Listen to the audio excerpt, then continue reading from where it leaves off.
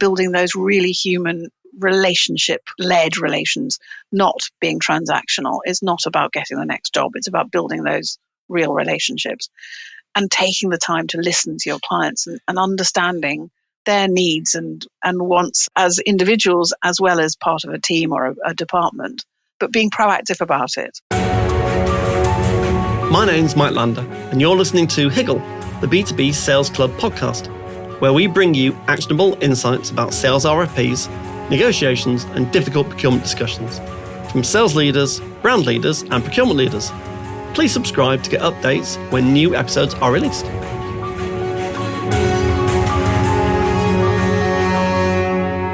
Remeny, welcome to Higgle, the B2B Sales Club podcast. Thanks for joining us today. Thanks so much for having me. I'm looking forward to this because we had a pre-discussion about a lot of topics about client relationships and about how to maintain those relationships, how to maintain the longevity of client relationship, which is obviously what you kind of specialize in. But just give the audience a bit of background about who you are, what you do, and also something unusual about yourself. Okay. Well, again, thanks for having me. So who am I? I am Remeny Armitage. I'm the founder of Brilliant and Human. Essentially, I help mainly agencies to understand what their clients really think about them. And using that insight, I help open up new opportunities, revenue opportunities, help the businesses to improve and grow off the back of what their clients actually want without agencies making assumptions about what they think or want.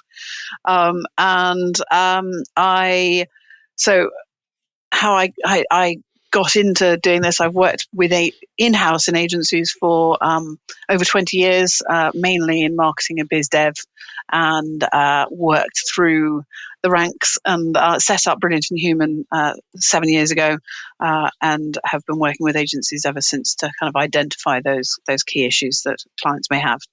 And then something interesting about myself. I have time traveled. Okay. I have, well, sort of. I've lived and worked back in 1760 and 1882. I know that sounds really random. Brilliant. I worked in at the Henry Ford Museum in Detroit because I grew up in America, and I used to live and do everything they did in both 1760 and 1880, telling the public about life back then. And then I've more recently also was part of a group called the Man of Mob, where I actually lived and did everything they did in 1740. So wow. Yes, so I do love a bit of history as well as the world of digital and tech. So fantastic. Contradictory, yeah. Very interesting. So thank you. We've got a few themes we're going to talk through, but just first of all, it's now the 12th of June, 2024. What's your view of where the market is currently? Because you work like I do with independent agencies. Yeah, it's been tough. It's a tough world we're living in right now. I think.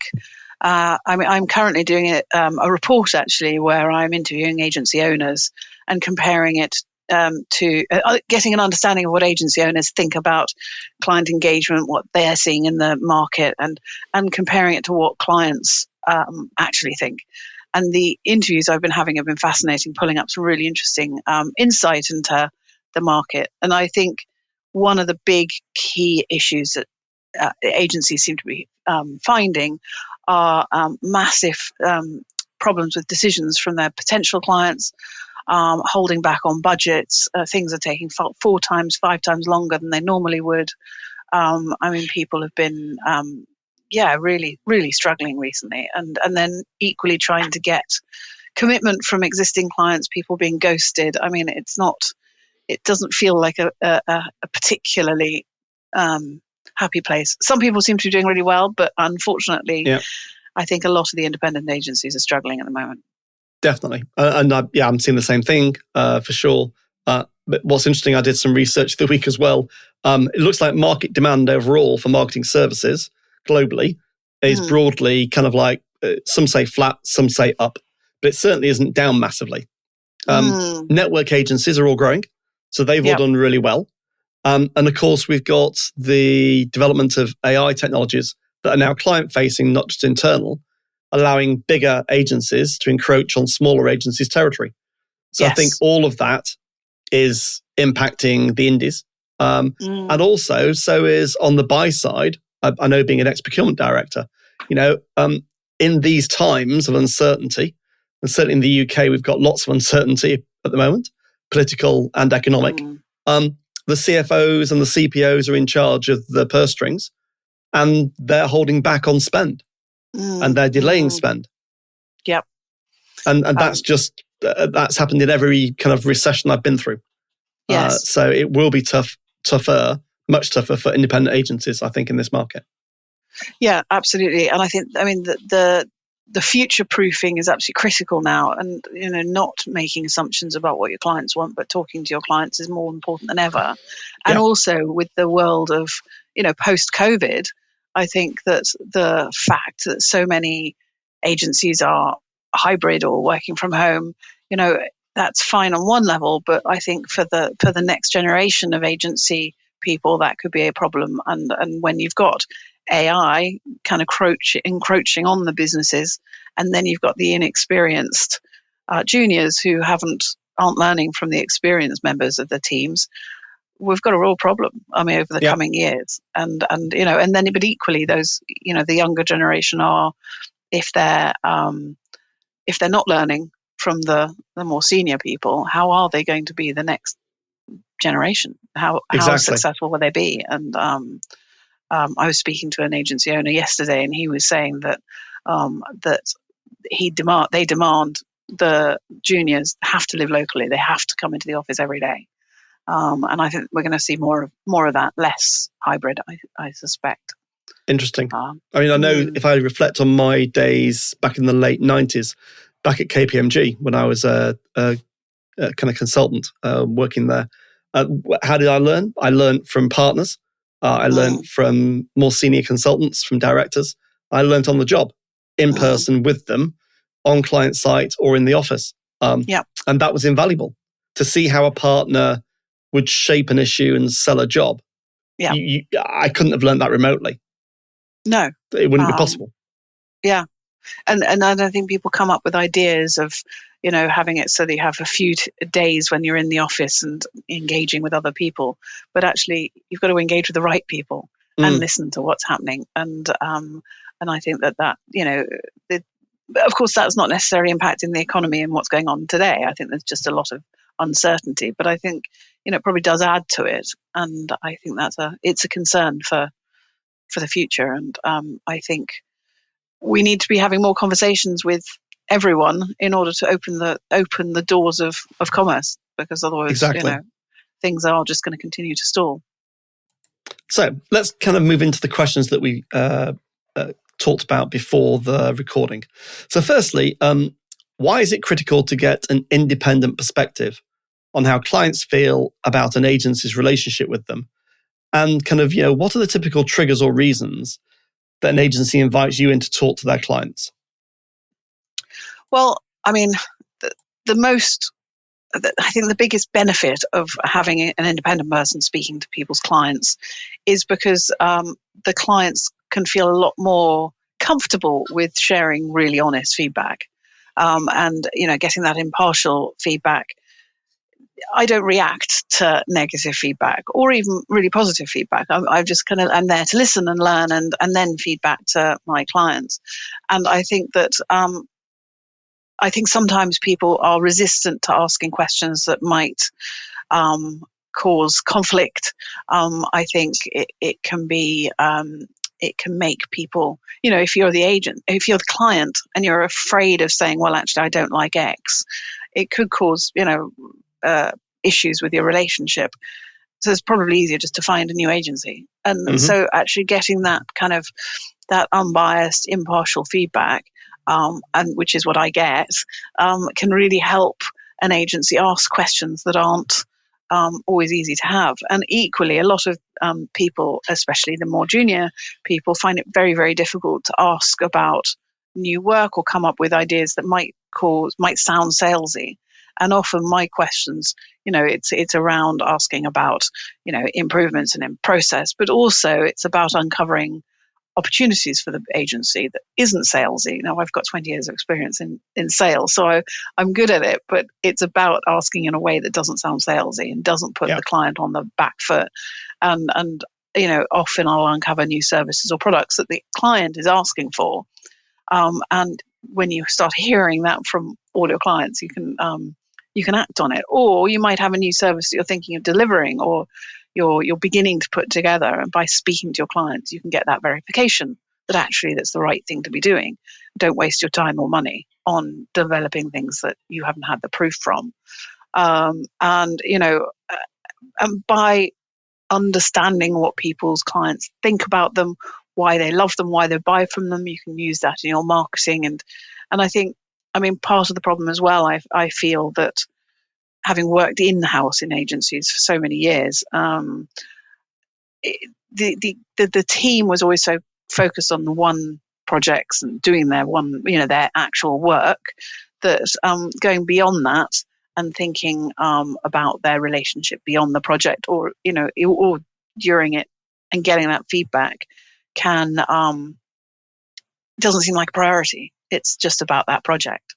So it's important to make sure you're developing those relationships and proactively processing and putting processes in place so that you are speaking to your clients. And whether you do it yourself or you get someone independent to do it, it's important to make sure that is happening.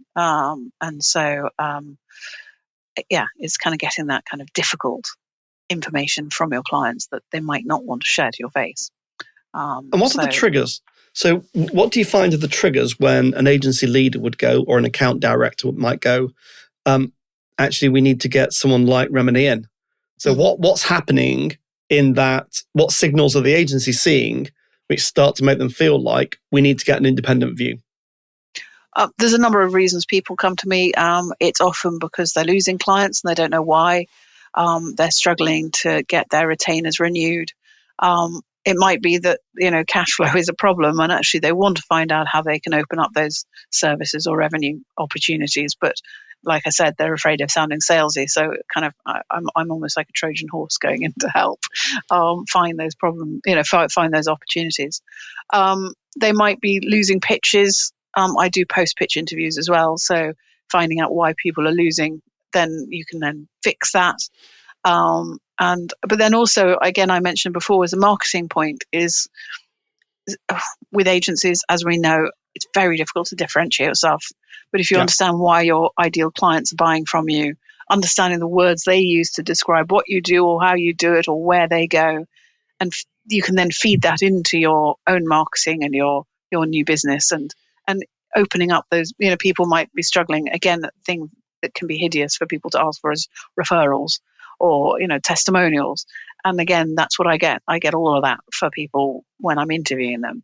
And then other things, it might be they're coming to me because they're going through the B Corp process, and by interviewing your clients, getting that verification that your clients are happy and engaged, that helps with your B Corp process. And equally, things like M&A, people thinking of going down that route, by proving you've got happy clients who are going to stay loyal, that is going to be very appealing to investors. And so there's lots of different reasons that people come to me. Very good. So moving on to kind of the second point, which is around what practical things should agencies be doing to maintain high quality, long-lasting relationships with their existing clients? And what are the kind of themes broadly that you found across all the clients all the agencies you've worked with? Well, I think for me, my business is called Brilliant and Human. It's about being human. It's about engaging with your clients in a human and engaging way, and building those really human led relations, not being transactional. It's not about getting the next job. It's about building those real relationships and taking the time to listen to your clients and understanding their needs and wants, and as individuals as well as part of a team or a department. But being proactive about it. And one of the complaints clients often complain about is that lack of proactivity and understanding. So take the time to listen to your clients, but you need to put those into your processes sometimes. Some people are naturally good at that, but by putting in times that you're going to be speaking to your clients and building those relationships, taking them out lunch. If you're remote or you can't get there, just making sure you're having real conversations with them. So I was going to say, actually, have you found about that remote working? So I don't know if there's any evidence around this. Building relationships remotely is really hard. Have you seen any kind of like trends whereby as we've moved towards a more blended stroke remote working approach, that relationships are weakening and therefore churn is increasing, just out of interest? It's a really interesting one. And actually, it's one thing that's been coming out of the report I've been doing. When talking about communication, the agencies I've been talking to generally are saying that they think their communication with clients is pretty good. Right. The client interviews, not so much. It's always one of the things that clients complain about. But one of the things that has been coming out of the interviews with the agency owners is, although they're saying they're fine on the client side, it's internally. Is their communication with their internal teams, and especially their junior, and the whole passing things on and handover if someone's off for a day is kind of how that's communicated, and the issues that can cause can have an impact on how you're engaging with your clients. Yes. And so it's really interesting, because I think it's you've got to remember that all this, that kind of listening, it can't just be with your clients. You've got to make sure your teams are happy and you're listening to your teams and you're getting that insight from your teams. Because if you've got unhappy teams, as we know, we're going to have unhappy clients. And so, making sure you look at your human relationships within your business is really, really important. And we know also, I know from, like you, from many, many years of working with clients in a consultancy basis, I know if my client's around the corner and I can start to sense something's not right, I can arrange to drop in, have a coffee, have a face-to-face sit down in a more relaxed environment and uncover all sorts of things. And I can solve what might become a problem really quickly because I've had that face-to-face time. Yes. If we don't have the chance to do that, it's much harder to do it over Zoom. It's more difficult. Not impossible, but it's just more difficult. Yeah. And that's why you need to be putting the processes in to make sure you are engaging with them, even if it is over Zoom.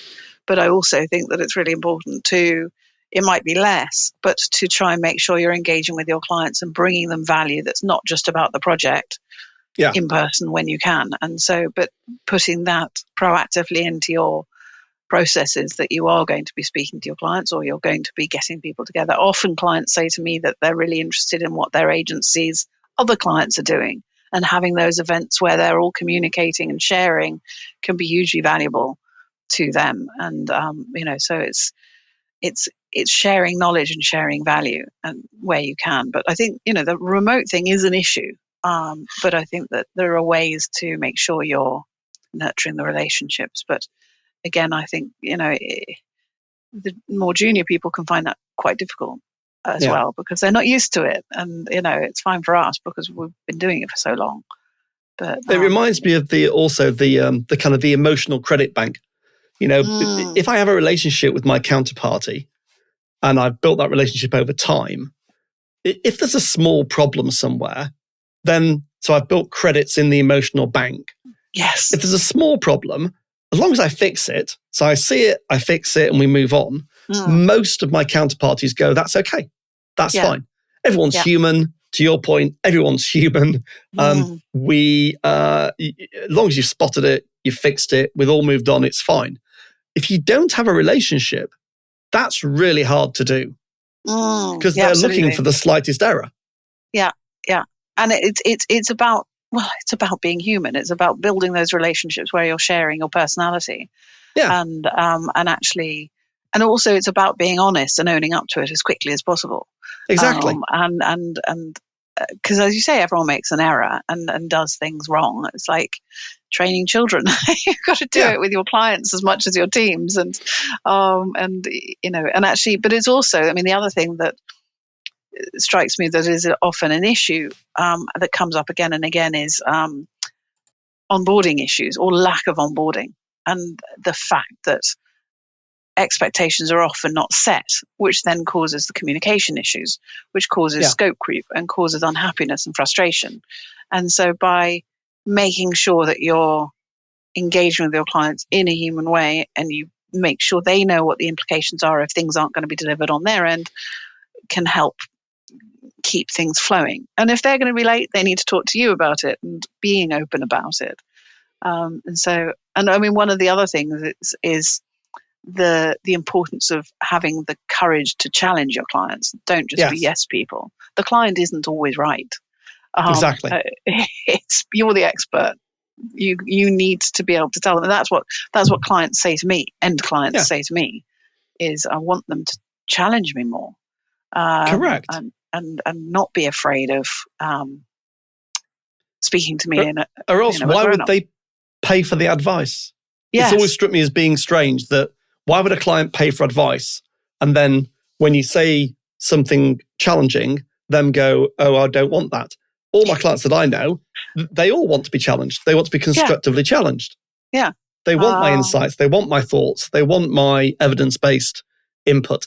Yes. But part of that as well is, I think, that kind of by proactively taking the time to understand your clients' challenges, needs, goals, what they really need, is so important. Because obviously you can't challenge if you don't know that, but B, you can't come up with ideas properly unless you do. I had one interview I did, which the client said to me, the end client said to me that the agency, lovely people, really good at what they're doing, but they come up with loads and loads of ideas for stuff that I could be doing, but they haven't taken the time to understand my business. They haven't taken the time to understand my goals. So I've stopped telling them anything because they're wasting my time. And I was like, oh, that's pretty harsh, but really useful. Again, that's an example of what a client is never going to say to someone's face. They can say it to me, but they're not going to say it to their agency, because that's pretty, it can be sound quite offensive, but actually it's really, really valuable feedback.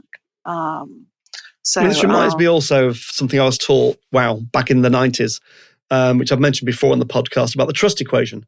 I mean, you're in the business of building relationships and standing relationships, but it really stuck in my mind about this trust equation in professional services, which is there's many ways of building trust.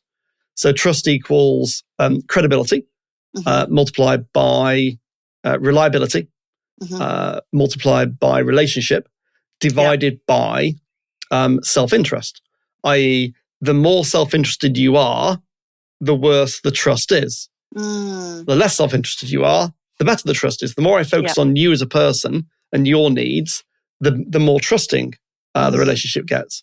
And I think, again, agency people, all services people need to be reminded of, there are those 4 elements of building trust. It's not just about having a coffee. Yes. Yes, you've actually got to be interested, and you've got to build those relationships. And you've got to have credibility. You need to be a trusted advisor. You need to do what you say you'll do when you say you'll do it. And communicate. I mean, again, and you asked me about the themes. One of the issues that clients complain about the most is lack of communication or bad communication. I mean, the other ones are kind of processes, making sure that agencies, clients often complain about the fact that the agency's processes aren't very clear, or do they have processes? Or their processes are really flexible, which is fine with a really small agency, but without, when you're small, that can cause problems in the future as you grow. And again, the proactivity piece. But I think, around the trust has to interweave within all of that, because without trust, you've got no relationship. And once you've broken the trust, you're probably never going to get it back. Exactly. Or it's very, very difficult. I mean, that's just life, isn't it? When trust is gone, you can probably improve everything, but once you've messed up on trust, correct. There's no going back. No. I mean, just on the communication, simple things that I was taught many, many years ago. So on bigger programs, we'd have to do a weekly report. So as the program director, I'd do a weekly report, 1 page, no more, one side. Then we'd do a monthly report, more detailed, and then we'd have QBRs. And all those are ways of communicating in a written form, and also the QBRs obviously in a face-to-face way.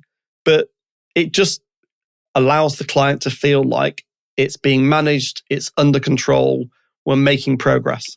No, I mean, I'm the same with when I'm doing interviews.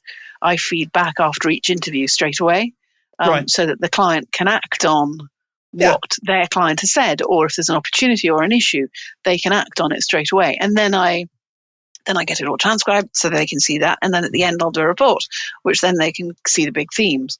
But it's also, it kind of reminded me of the whole retainer issue. So agencies with retainers, I mean, that's, again, been really interesting in the report I've been doing, because a lot of the agencies I've been talking to have been saying, as much as retainers sound like a good thing, they can cause so much issue and frustration. And a couple of agencies are saying that they're thinking, getting rid of the retainers, because actually they can, they cause so much upset with their clients and the teams and the expectations. They're expected to be there on, the drop of a hat. Yeah. But then equally, when I'm interviewing clients, I would say the same, is that they find that their expectations aren't being set. They don't know when things are being scheduled. Are they being fobbed off? Money being ripped off, etc. And I think, it's building that trust and making sure that, like you were saying, you're talking to your clients ongoing so they know what's happening. Be open and transparent with your communication. And it might be 1 week you aren't doing anything, or 1 month you're not doing anything. But you make sure you're being clear that you will deliver when the time comes, with, as much time as is needed. But by hiding it, that's where things can go wrong. Exactly. As hard as it can be to be upfront sometimes, that's important. So just on the kind of the final question. So what insights have you gained from doing post-pitch client interviews about the reasons that agencies lose? I think from the interviews I've done, the most common reason agencies aren't picked is because they have not taken the time to share the personalities and the team, and that either the team are presenting in such a way that you can't tell who you're actually going to be working with. You're just talking to presenters, or the owner is dominating and then letting their team speak for kind of 10 minutes, and there's no kind of engagement, not giving enough time to speak to them in a human way. I mean, I did an interview recently where the agency just simply hadn't done their homework, who was going to be in the room, what their background was. They were told, that they told me, the business I spoke to said that they were 90% sure that they were going to use that agency, but in the pitch they got it all wrong, because they didn't engage with the people who were in the room in the right way. They brought 4 techie guys and presented to 4 women who weren't technical. They said the pitch was boring, and they were lost within the first kind of quarter of it. And so it's kind of making sure that you've got to do your homework. Who's going to be in the room? What do they want to hear? And what kind of presentation is it? What's expected? That one, again, they asked to bring the team, and they didn't bring the team. They just showed photos of them and talked about them. So it's making sure that, where you can, mirror the pitch audience, check what is expected, make sure that the team that's pitching actually gel and you've got the right people doing it. So again, I've had situations in interviews where I was told by numerous people for this particular agency that the person who was delivering the pitches, the leading on the pitches, I didn't seem to enjoy himself, and he wasn't comfortable and wasn't gelling with anyone. When I fed that back, they were absolutely shocked, because they were like, but he loves pitching. And it's like, well, your clients don't think that. And so you've got to make sure you've got the right people in the room. You do your homework. You find out what is it a formal pitch, or is it more of a chat? Is it about, that human relationship, or is it about presenting to, being very formal? But yeah, I think really the key thing, I think, is just make sure you do your homework with with the pitches, and you speak to people and you learn from your mistakes, and always try and get that feedback where you can. Exactly. So one technique I was taught many years ago, I don't know if it's still used, certainly in the agency world, but when we were presenting big kind of complex issues-based consulting approaches to clients years ago, this is back in the 90s, we could have used PowerPoint, absolutely, but we didn't. We got brown paper, stuck it on the wall. We stuck loads of slides on the wall and loads of diagrams and loads of bits of paper with writing on it. And we'd get the board to stand up. We'd give them all Post-it notes and we'd walk around the wall and we'd have a discussion with them. Yeah. And then they'd make comments and we'd get them to write them down and stick them on the wall. So you ended up having this coffee chat discussion in a room with loads of content and people walking around and interacting. And that is a brilliant way of building chemistry with individuals between you as an agency and your client, getting under the real skin of what the problems are, and showing that you can think on your feet, not necessarily give the answer, but have a structured way of solving the problem they've just asked. Yeah. Rather than, it's slide 25, and now slide 26 is coming up, and you're like, wow, this is really dull. Yeah, exactly. And I think as well, I mean, the one thing that I think what happens so often with pitches is they don't necessarily bring the team because the team or members of the team are rubbish at pitching, because it takes a really specific skill to pitch. I mean, personally, I hated pitching because I know, I can talk to anyone, but put me in a room and give me slides to be formal, it makes me freeze. And although I know I can be human, that's not my skill. And so, it's getting the right people, but making sure that the way you're going to pitch will let everyone shine. So like that way would be a great way, because it's informal. It enables people to be themselves, and you learn about the people. And actually, exactly right. What's going to make you shine, and also the other thing actually is an interesting one about making you shine. One of my questions when I interview people is, how can the agency help make you shine or your team shine? And I think that's something that should also be considered in your pitch. So it's about the people and nurturing, understanding the relationship enough for you to be able to know that or ask that, and make people feel special and be different, Be different, stand out. Absolutely. So I think, as a kind of drawing it to a conclusion piece, what are your kind of couple of takeaways? Imagine that I'm a listener, I'm the CEO of an agency, or I'm the senior account director of an agency. What are your kind of couple of big takeaways about A, kind of spotting the signs when you need a third party view, and B, about building, more sustainable long-term relationships? I think if you're looking at your business and people, and you're feeling that the environment's a little bit shaky, we talked about the economic crisis situation we're in right now. How are you bringing in that business with are you building your relationships with your clients? Are they strong enough? Is there anything more you could be doing? I mean, as a shortcut, I think even just looking at the three things I mentioned earlier, processes, proactivity, and communication, is look at the way you're engaging with your clients. Look at the journey that you take them on, and can you improve any elements of those? Yep. If you wanted to verify what your clients really think, not only to speak to your clients to understand what they're thinking, to see if there's new opportunities, see if you can get some more referrals, build that credibility, those relationships by speaking to your clients. By getting someone outside to do it, you can then get that impartial insight to be able to start to build that trust, build the loyalty, and listen. And then you can often people say, you open up conversations that we couldn't have had before, enabling your, clients to feel heard. It's such a human thing. Everyone wants to be heard. And so by, proactively within your organization, make sure that that's critical part of the way you're building your relationships with your clients. I think, internally and externally is really important.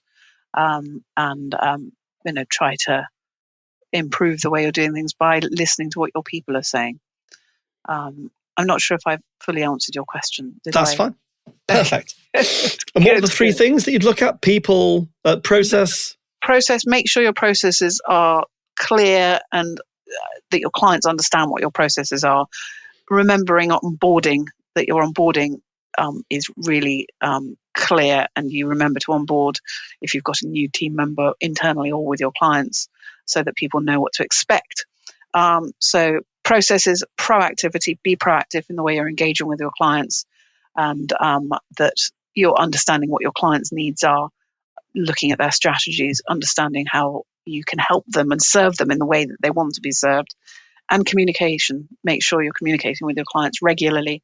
Put that into your processes. So, make sure that you're being human with them and learning about your clients in a way that keeps them loyal and trusting and engaged. And it's about building human relationships. Very good. Remeny, it's been fantastic. Thank you ever so much.